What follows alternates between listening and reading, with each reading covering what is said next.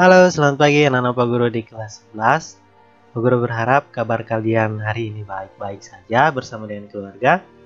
Dan juga yang Pak Guru harapkan dari kalian adalah kalian sudah siap lagi untuk lanjut pelajaran kita hari ini tentang unit fluida, terutama pada fluida dinamis.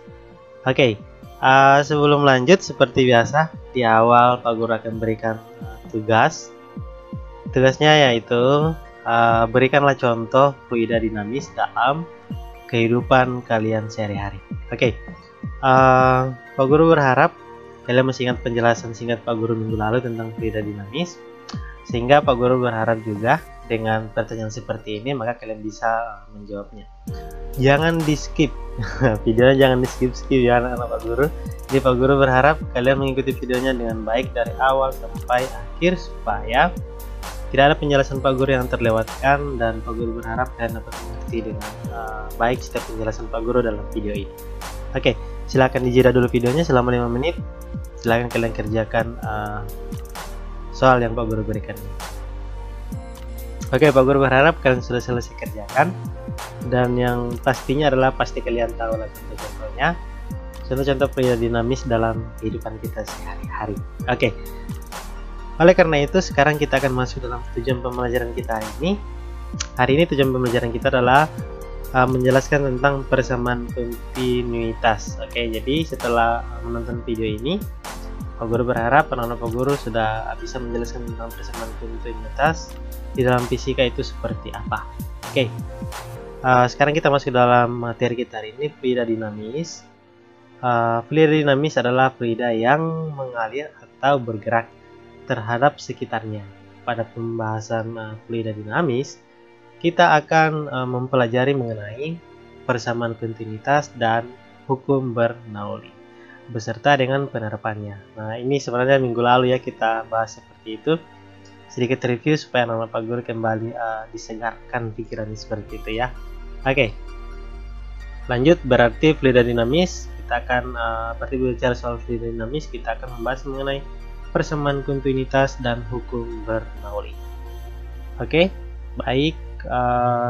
Persamaan kontinuitas, apa itu persamaan kontinuitas dan apa itu Bernoulli? Nah, itu masih tanda tanya, sehingga minggu lalu Pak Guru minta anak Pak Guru untuk sebelum Pak Guru jelaskan hari ini, anak Pak Guru sudah lebih dulu mencari tahu ya.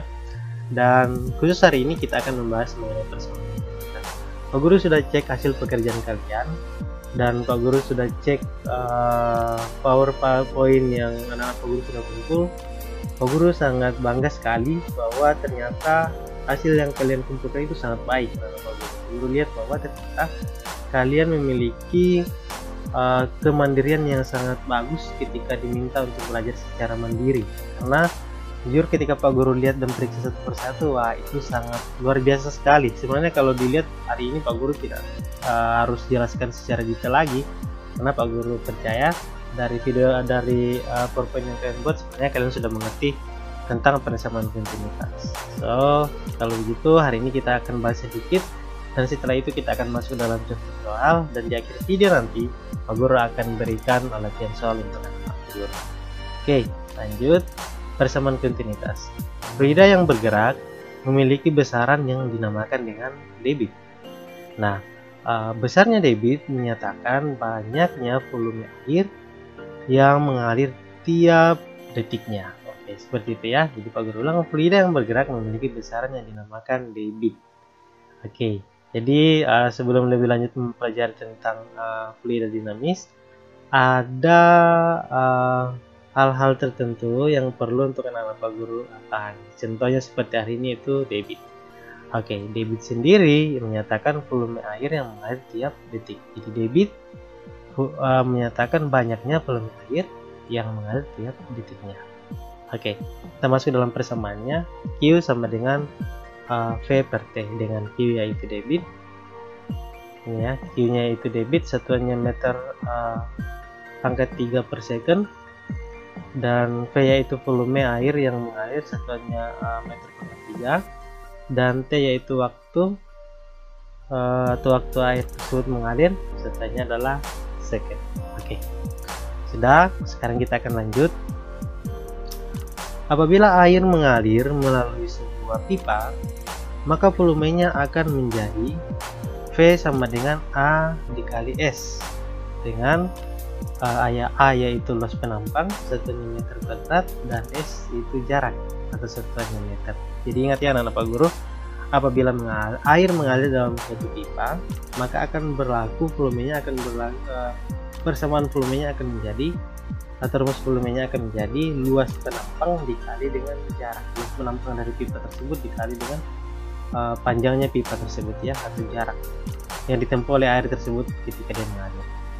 Oke, dengan begitu persamaan Q sama dengan V per T atau volume dibagi waktu itu akan menjadi A dikali S per T.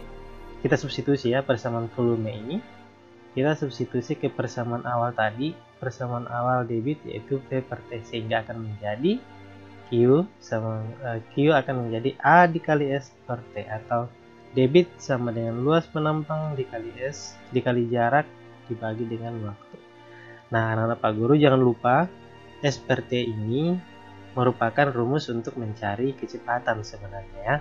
Kalau anak Pak Guru ingat pada pelajaran-pelajaran sebelumnya, rumus kecepatan yaitu S per T atau jarak dibagi dengan waktu. Sehingga kita bisa saja ganti S per T ini kita ganti saja dengan V, sehingga formulanya menjadi debit sama dengan luas penampang dikali dengan kecepatan, dengan V yaitu kecepatan aliran, satuannya meter per second. Oke, hukum kekekalan debit mengatakan bahwa debit fluida di setiap titik adalah sama atau dikenal juga dengan persamaan kontinuitas. Oke, jadi ternyata persamaan kontinuitas itu dia mempelajari atau dia mengatakan bahwa debit ketika ketika air mengalir dalam sebuah pipa, maka debit air tersebut di setiap titik dalam pipa tersebut adalah selalu sama, seperti itu ya. Jadi contoh ini Pak Guru kasih contoh ya. Contoh ada sebuah pipa seperti ini ya, dan ini anggaplah di awal pipa ini diameternya seperti ini, dan setelah air keluar diameternya akan seperti ini. Jadi ini anggap aja di bagian awal pipa dan ini adalah ujung pipa. Nah, Pak Guru kasih contoh seperti ini. Apabila pipa ini dialiri oleh air seperti itu, dan nanti akan keluar di ujung pipa ini. Jadi air akan masuk di bagian depan pipa ini dan akan keluar di bagian ujung pipa ini. Nah, kita bisa katakan bahwa bagian awal pipa ini yaitu A1, bagian awal pipanya dengan diameter ini yaitu luas penampangnya ya, A1, dan kecepatan air ketika melalui pipa ini atau V1 nya itu A1. Jadi ada A1, ada V1. Ini yang nanti Pak Guru akan jelaskan sesuai dengan hukum kekekalan kontinuitas ya, hukum kekekalan debit, yaitu ketika air mengalir dalam sebuah pipa maka debit di setiap titik adalah sama. Oke, nah ketika air keluar di ujung pipa ini, maka kita dapat katakan bahwa luas penampang berikutnya yaitu luas penampang di ujung pipa ini yaitu A2 dengan kecepatannya yaitu V2. Jadi seperti itu ya. Nah, berarti kalau sesuai dengan hukum kekekalan debit maka Q1 sama dengan Q2. Seperti itu. Q1 ini akan sama dengan Q2, atau kita tuliskan, kita substitusi persamaannya sama saja kalau kita tuliskan A1 dikali V1 sama dengan A2 dikali V2 nya, itu debit di awal sama dengan debit di akhir. Oke, nah bagaimana penerapannya dalam kehidupan sehari-hari? Oke, Pak Guru kasih contoh soal seperti ini.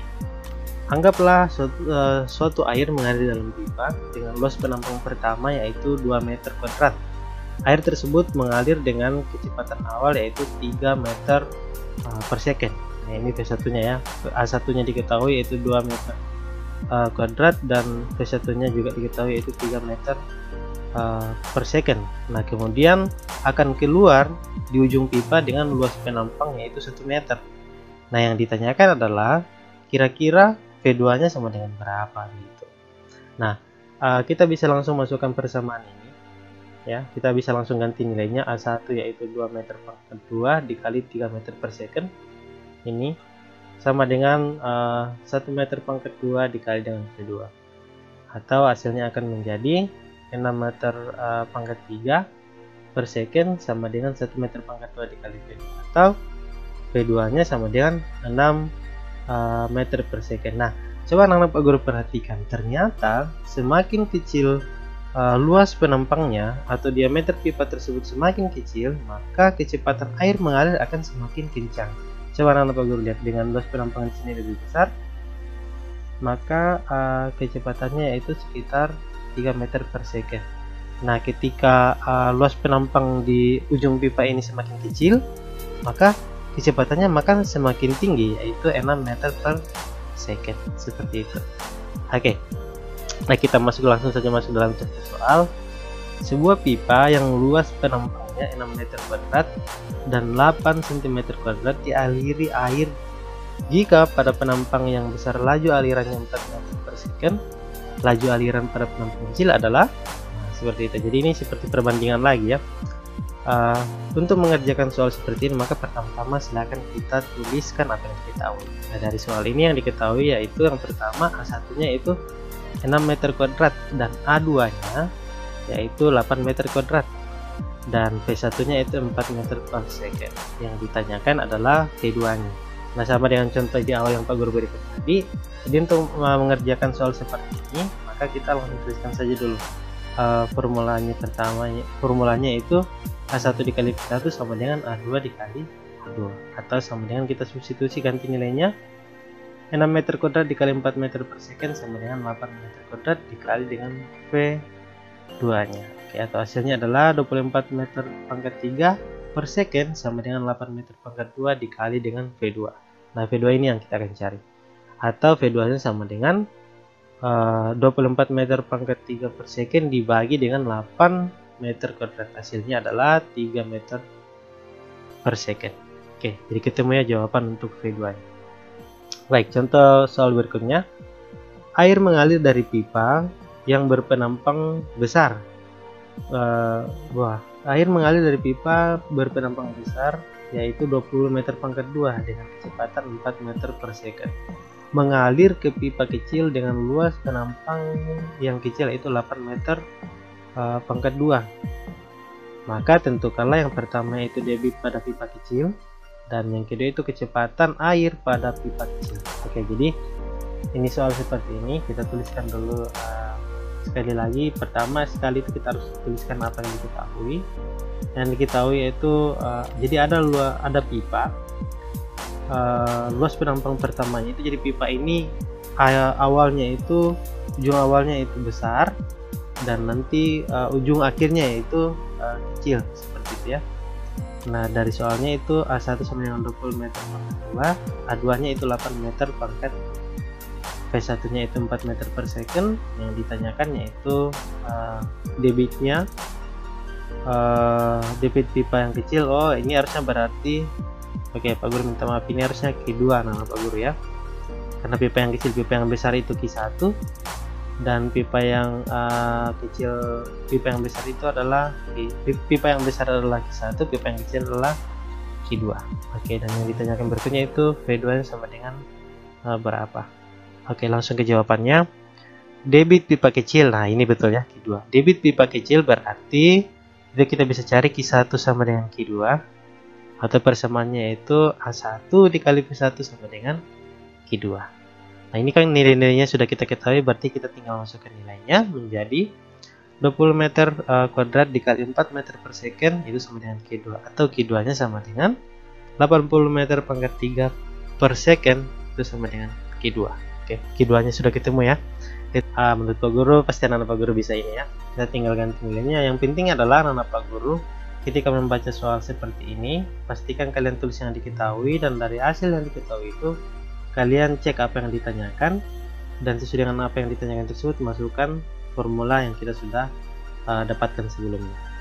Oke, berarti sekarang kita akan mencari mengenai kecepatannya seperti itu. Oke, berarti kecepatan air di pipa yang kecil, oke, atau di ujung pipa yang berdiameter kecil tadi. Oke, berarti kita tinggal masukkan persamaannya. Kecepatan pada pipa kecil atau P2 itu berarti Q1 sama dengan Q2, atau A1 dikali P1 sama dengan A2 dikali P2. Kita masukkan nilai yang kita sudah dapatkan, berarti 20 meter pangkat 2 dikali 4 meter per second sama dengan 8 meter pangkat 2 dikali V, atau sama dengan 10 meter per second atau V2. Jadi hasil dari penjumlahan ini nanti anak guru yang jumlah sendiri ya. Hasilnya adalah 80 dibagi 8, yaitu 10 meter per second, atau P2 nya berarti adalah 10 meter per second. Nah, dari soal ini lagi dapat kita lihat ya, bahwa ternyata semakin kecil luas penampang pipa tersebut, maka airnya akan semakin kencang. Nah, ini dengan luas penampang pertama itu 20 meter kuadrat, kecepatannya hanya 4 meter per second. Tapi ketika luas penampangnya semakin kecil, yaitu 8 meter pangkat 2, maka kecepatan akhir juga semakin tinggi, yaitu 10 meter per second. Oke, Pak Guru berharap Pak Guru sudah paham sampai di sini. Nah, ini soal yang terakhir. Air mengalir dalam pipa yang berjari-jari 6 meter pangkat 3 dengan kecepatan 8 meter per second. Hitunglah debit air dalam selang tersebut. Oke. Jadi pertama kita tuliskan apa yang diketahui. Yang diketahui itu A. Nah, yang diketahui di sini adalah jari-jarinya ya. Maka pertama kita harus cari luas penampangnya dulu. Jari-jarinya itu sama dengan R, yaitu 6 meter. Tapi ini belum luas penampangnya ya, karena berarti kalau yang diketahui jari-jarinya, maka luas penampangnya nanti adalah VR kuadrat ya, seperti itu. Nah, yang diketahui adalah V, berikutnya 8 meter per second. Yang ditanyakan adalah debitnya. Oke, jawabannya debit atau Q-nya, ini harusnya sudah dihapus, tidak perlu pakai Q2 karena kan hanya debit yang diketahui, yang ingin dicari tahu pada soal ini. Sama dengan A dikali V ya, kecepatan, atau luas penampangnya tadi itu VR pangkat 2 kali V. Nah, Pak Guru kita masukkan nilainya. V itu 3,14, V nya ya, V dari sini 3,14, R nya tadi yaitu 6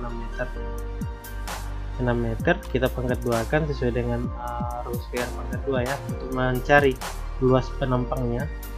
Apabila R yang diketahui ya, di pangkat 2 kan dikali dengan kecepatan 8 meter per second, atau akan menjadi 3,14 dikali 36 meter pangkat 2 dikali 8 meter per second. Oke, dan hasilnya adalah 113,04 meter pangkat 2 dikali dengan 8 meter per second, atau hasil akhirnya itu debit sama dengan 904,32 meter pangkat 3 per second. Oke, ini hasil akhirnya ya. Soal Pak Guru, perhatikan apabila yang diketahui bukan nilai A tidak langsung diketahui, tetapi R-nya yang diketahui terlebih dahulu, maka pastikan anak Pak Guru untuk mencari luas penampangnya gunakan persamaan VR pangkat 2. Jadi jangan bingung ya, VR pangkat 2 itu dari mana, karena kita akan mencari luas penampangnya ya, seperti itu. Oke, baik, kita akan lanjut untuk mengerjakan latihan soal. Untuk sampai hari ini saja yang Pak Guru bisa jelaskan sama Pak Guru. Minggu depan berarti kita akan lanjut di asas Bernoulli. Nah, Pak Guru berharap karena Pak Guru semakin semangat untuk belajar tentang fisika, dan kita akan semakin ditantang lagi untuk mempelajari materi-materi selanjutnya. Oke, akhir kata Pak Guru berharap Pak Guru tetap dalam keadaan sehat bersama keluarga, dan yang paling penting adalah terus membangun hubungan dengan Tuhan, terus berdoa supaya kita semua selalu dalam keadaan. Oke, itu saja. Tuhan Yesus memberkati.